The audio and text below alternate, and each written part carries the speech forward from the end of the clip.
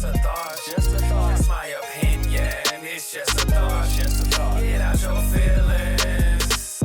What's going on, everybody? It's your girl, Sharí Nycole, still holding it down, as always, right here on Just a Thought. Thank you guys so much for tapping in with me again. If you can't tell, you'll tell in a moment how excited I am. I've been working on getting this interview for probably about 4 weeks now. And you all know, or some of you don't, I'm not only a sports fan or a basketball fan, I'm also a former basketball player. So this excites me so much.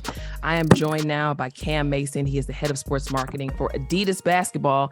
And for the first time in 6 years, Adidas basketball will once again host the Eurocamp, the only officially sanctioned NBA pre-draft camp outside the United States. The most elite draft.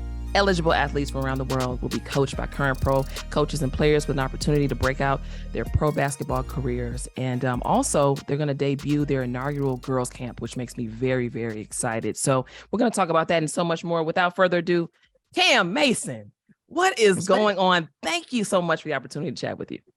No problem. Appreciate you taking the time. I'm excited as you are. Absolutely. So before we jump in, we do have to shout out a mutual friend that we have. Shout out to Janice Banks. Before we got rocking and rolling, Cam's like, when'd you go to UW? When'd you go to Wisconsin? When'd you play? I think you know somebody I know. Turns out, we're connected by someone I've known since I was 15 years old. Shout out to Janice, who is expecting baby number 3. We played at University of Wisconsin together, and Cam and I say hello, sis. So we're going to lead the show out saying hello and giving you a big shout out. What's up, Janice? But jumping in, well, before we get into the Eurocamp, which I'm very excited about, Cam, I do have to ask you because it's the NBA finals are here. So how dare I not inquire? I have Denver, and most people do, but I don't know who you have. So who do you have winning the chip and why? Considering I was jet lagged and up at 2 a.m. watching it last night, I have Denver as well, but I think it's going to be Denver in 6. Jimmy is playoff. Jimmy comes out no matter what. So yeah, he's a competitor. He's not going to let them go down without a little fight. But yeah, Joker's too much. He's I was too just talented. about to say it's like talented. Jokic. It's like he sets records every night. It's fascinating. At the end of every game, they're like, "Do you know that you're the first person in history to do this and this?" And he's like, "I don't care. I just want to win a championship." But they have no answer for him. They literally can't contain him. None. And I think that's the part where it's a new age of basketball, you know? And I think that's why we're here in Europe trying to figure out who that next Joker is, hopefully. Absolutely. So let's talk about it, bringing this Adidas Eurocamp back to the world stage with that in mind, especially when we're seeing how this European style of basketball is really permeating through the professional sports space. When you talk about the NBA, even the G League, what say you to why this is important, especially, with all that in mind? It's important to us and particularly important to the kids. So the athletes that we service, the athletes that are on our circuit, but also the athletes that we invite across the globe. We haven't done this in, like you said, since 2017. Yeah. So just putting this back on the world stage, putting this back in front of people so we can actually give these kids the visibility that they want and desire. But ultimately, this is where coaches, this is where staff, this is where scouts, they come to find that next Joker. They come to find that next Ricky Rubio, Luka, et cetera. And I think that's the part that sets Eurocamp aside from some of our other platforms and some of our other programs that we have internally. But it brings it together all housed under one with Eurocamp. And it's important to us to get our kids those visibilities so they can grow in their career. They might not make it to the NBA, but it's scouts and coaches here from EuroLeague. You can have a prominent career in Europe. Yeah. And before I ask another question about the camp, you talked about growing in their career. And I have to ask you, how did you get here? Because your position is nothing to sneeze at. So what was your journey in ultimately becoming the head of sports marketing for Adidas basketball? I mean, if I could talk to the 13-year-old me, they wouldn't even understand that I could be here. And I think that's important to know, people of, I guess you could say Black and brown and people of color, it's a journey that we all want and we all strive for. You're a former athlete. I'm a former athlete. We love sports.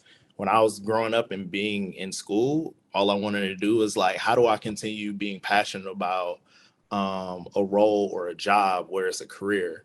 Yeah. And I mean, just through that, I just made sure I kept my passion through sport. And I mean, sport allowed me to go different places in my journey and on the field, but obviously now off the field. So I took that step, went to school, and then my major thing. And I mean, I talked to every intern, every person that reports to me.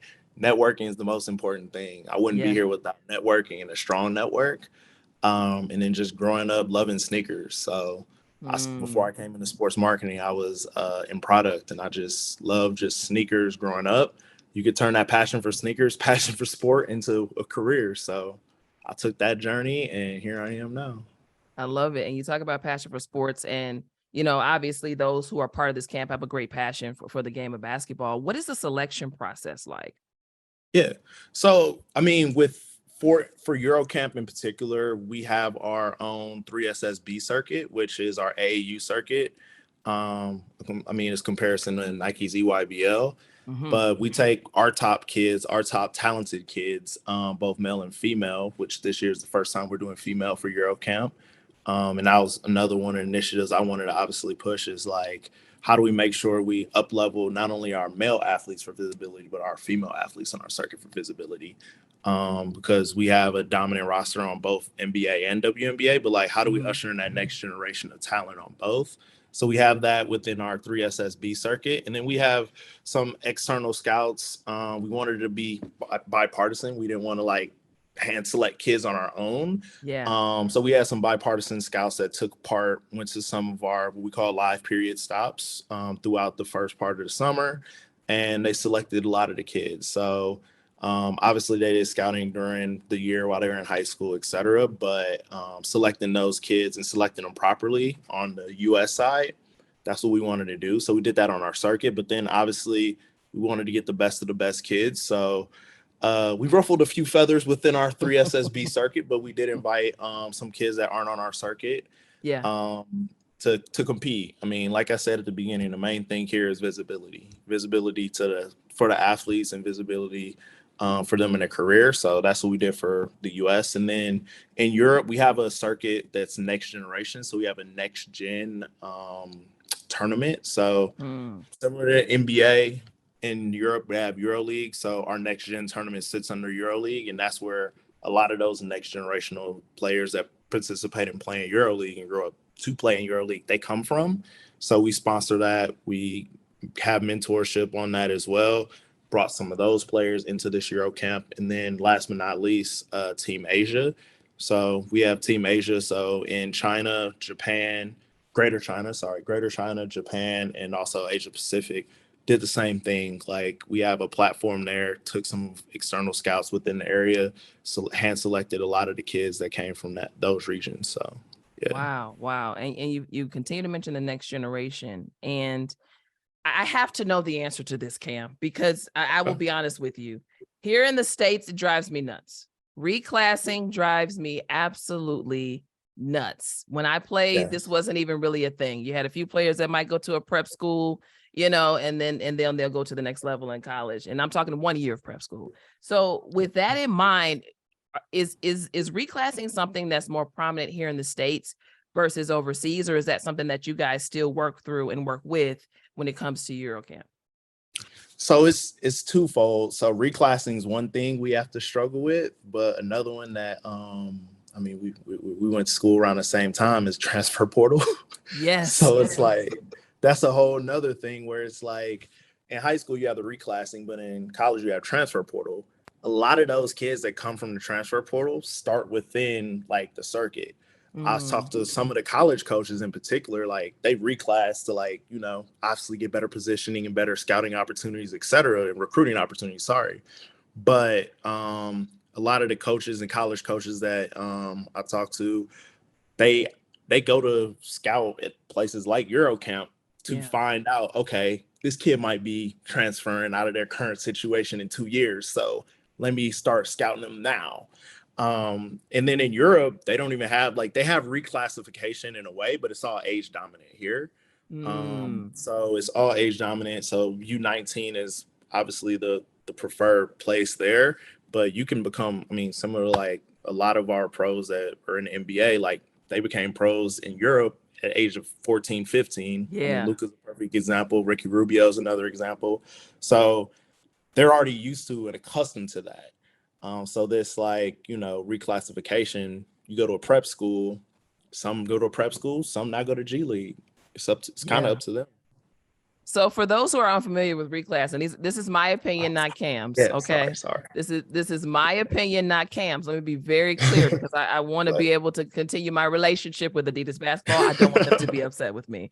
But for example, somebody and here in the States. So if I'm a freshman in high school and I'm playing, playing on my AAU team, my club team or whatever, somebody, if somebody decides, hey, I'm not at the level I want to be at. Also, Cam mentioned exposure opportunities. Okay, cool. I'm going to push myself. I'm going to hold myself back a year. Some people, I'm just saying what I've seen. It looks like they're holding themselves back about 2-3 years.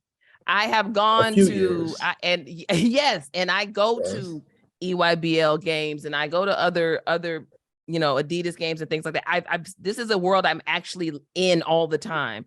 And I'm literally to some degree seeing grown men playing against boys. So I feel like it's a little bit out of control, but thank you for kind of clearing up how you guys are working with that, Cam. And honestly, the way that we've seen like guys like Luka do it, I'm okay with that. If you're younger than everybody else and you're amazing, dominating. Just for me, I have more respect for that versus you're going to hold yourself back by grade 2-3 years. And now you're considered because of your grade in the same class as a kid that's actually in that grade. So I'm interested to see how the game evolves with that in mind. But I do want to speak about evolution a bit, just the relationship that Adidas has with the game of basketball, past and present. So when we look at, let's just say 10 years back, where it stood and also where you guys are standing now and what you're most excited about in regard to that. Yeah, I think now social media is dominant. If we're talking about previously where Eurocamp was when we initially were doing it. I mean, we had a whole change in leadership. We had a change in direction, but now with social media being very dominant and of course, we just talked about it, like this next generation being very used to exposure. So I think that's the part where 10 years ago, exposure, you had to see it in person. Right. Now you could get a scholarship off of a highlight tape. But we want to make sure we give those kids the same visibility because coaches want to see that in person. They want to see what it is like that you can do on court against grown men too as well. So, I mean, we have some of our kids here, like I think the youngest on the roster from America is 15, Gilbert Arenas' son, Elijah. He's going to be going up against kids that are 20 years old. So it's that because in Europe, like you can play like 19, U19, 20, etc. Majority of the kids here are under 21, but from Europe and Asia. But this is where we want to make sure we get them that exposure. Social media is dominant. So like a kid that is dominating at their age at 15, they had an opportunity to showcase that, be visible, and then at some points go viral. So hopefully for some viral moments this week, actually. Yeah, I think you guys will have some. And in your opinion, Cam, what say you to just the level of skill that you've seen in the past and what you're hoping to see as the camps roll out? Yeah, I think that's the part now where we talked about it at the very beginning of like the skill set and how skill translates a little bit differently now. I mean, I will say the past 4 MVPs, but it's the past 2 MVPs because it's just been 2. But the past like 2 have been European. Yeah. And then now this year, even with Embiid, of course, he came to America and went to high school, but he's African. So it's like that skill set is completely different. You get a completely different bag no matter where you're at. I personally like it because 10 years ago, if you were a person from Chicago, you played like you were from Chicago. That's true. You were a person from LA, you played like you were from LA. Now you get people that are in Slovenia, you get people that are in France playing like you are from the States. And I personally like it because it's allowing the opportunity for basketball has become more and more global. And what Eurocamp is and how we're trying to bring it back is because that we want to make sure Adidas is at the forefront of being global. Yeah. And I want to talk about the inaugural girls camp because I'm just really, really excited about that. we saw this just influx of fanfare with Yeah. the Final Four and the championship and all the different things happening with Angel Reese and Caitlin Clark. And it's just been an explosion of just excitement around the women's game anyway. So how do you guys hope to piggyback off of that with this inaugural girls camp?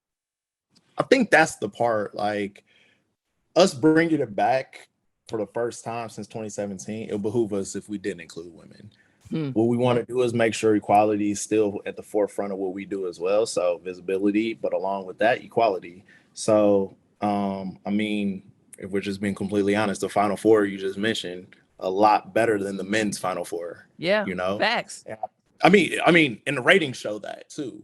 And then the talent is showing that as well. So we're getting female hoopers that are competing at a high level and honestly like are going viral. They're getting more exposure, and the more visibility and exposure they get, the more opportunities they get, more NIL opportunities they get. Yeah. So like that's what this camp is for also.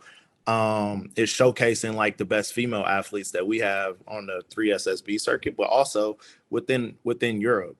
Global games and everything is still translating. A lot of people don't know, like you have WNBA, but during the off season, a lot of the women that we have on our roster, Chelsea, Erica, etc., like all Kai, like they all come over here to Europe and they play. A lot of people don't understand that, but it's like that's one of the things that like through visibility, like hopefully you can like see the closing of the salary gap in between. Like I hope that we come like to a point where we're looking at women's games and men's games on a similar level. And that's what we want to do here is like at least give them the opportunity. We haven't done it, so we want to at least put the resources behind it to do it. Yeah. And in that vein, I'm gonna stay here for one moment. I mean, the WNBA, they're very limited in terms of their rosters because they don't have that many teams. And as far as expansion, it's been slow. It's been steady, but it's been slow. So with that in mind, what kind of support is Adidas basketball kind of putting around teams that are overseas that are going to have to receive many of these women who are exceptionally talented, but there's just no room for them in the States to play during WNBA season? Yeah, so that's one of the things that we have partnerships with a lot of those teams. So similar to EuroLeague for men's, we have partnerships with EuroLeague and for our women's side. And that's the part, it happens during the NBA season. So a lot of people, and it's during the fall winter season. So a lot of people in the States don't really see it, but people over here in Europe do. So I think that's the part. Whenever I'm back home and like go back to LA, like I constantly get the updates of, Chelsea, she made it to the championship in WNBA and then also in the EuroLeague.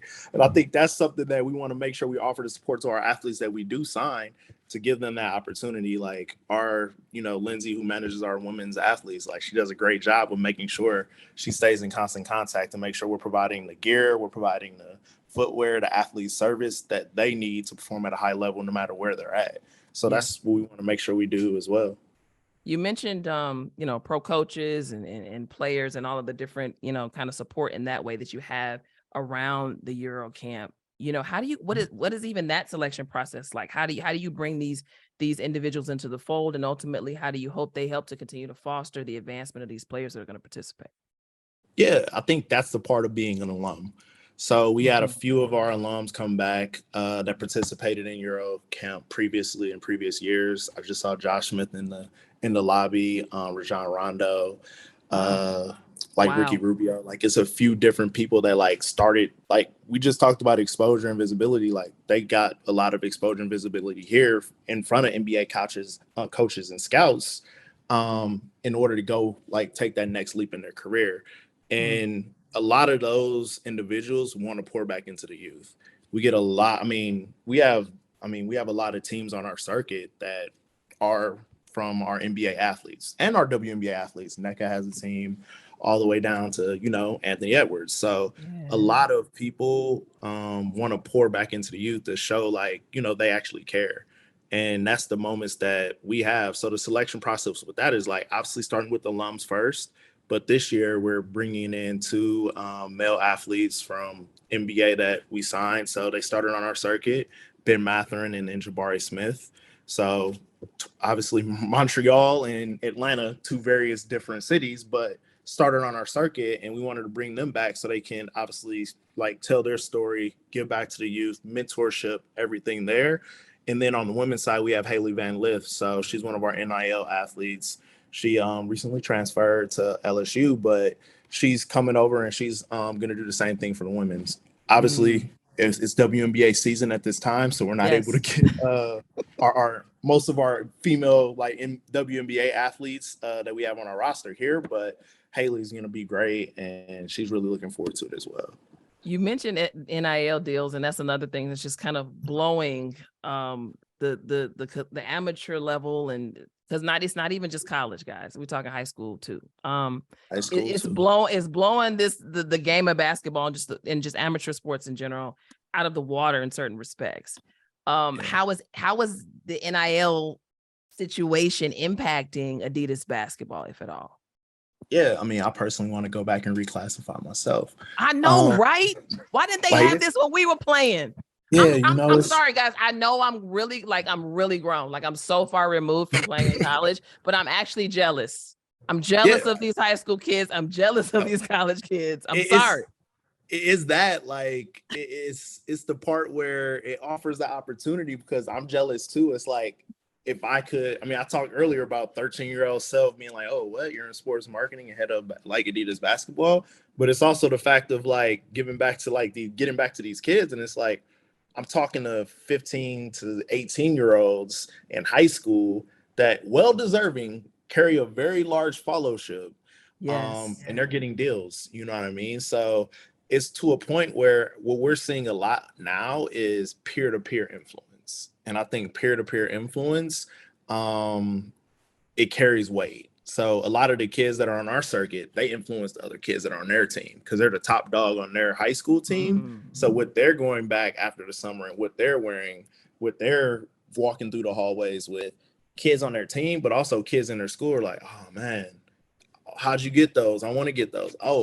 And it works that way. So those NIL deals like really carry value. And I mean, of course, we still have our NBA and our WNBA athletes, but NIL is becoming more and more prominent because of that. Yeah, absolutely. Before I let everybody know when the camps kick off, and if you're not in Italy right now, you didn't get picked, but it's okay. There's always next year. Of course. What advice would you give to amateur athletes, whether on the high school or the collegiate level, who desire at one point to sign a contract with Adidas, or who desire to play at the pro level, whether it's in Europe or here in the States? What would you say to them? Yeah, I mean, I'll speak for Adidas, but if you're just looking to be a broader in branding yourself, branding is the main thing. If I was younger, my Instagram, my socials would be like on a trillion. Like I'll make sure that I have a followership. I'll make sure that I am out there and I am a marketable person. What a lot of kids fail to realize is like these brands, these coaches, these scouts, we all look on your Instagram. We all try to figure out who you are from a person and personality standpoint. It says a lot what you post and what you also are tagged in.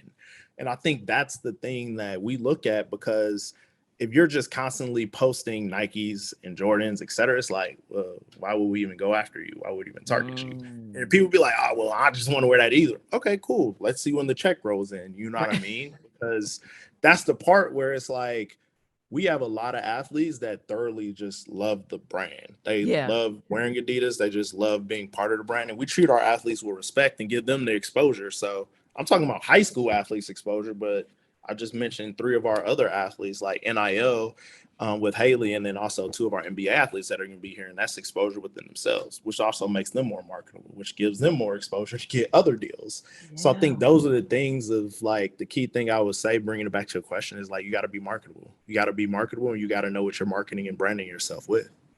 Ooh, be marketable, y'all. Take advantage of what me and Cam did not have. There was no Facebook, there was no Instagram, there was none of that. There was no Twitter. So turn up on your socials.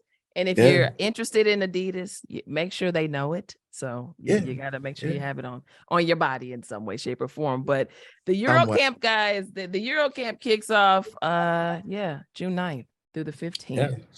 Boys camp June 9th through 11th, girls camp June 13th through the 15th. And I cannot pronounce the city in Italy. Would you love to do me the honors, Cam? Because I don't want to mess it up. Oh, it is Treviso, Italy. It is actually the home and foundation of tiramisu and prosecco, which I'm learning very fast. I did not know that. I did not know that either.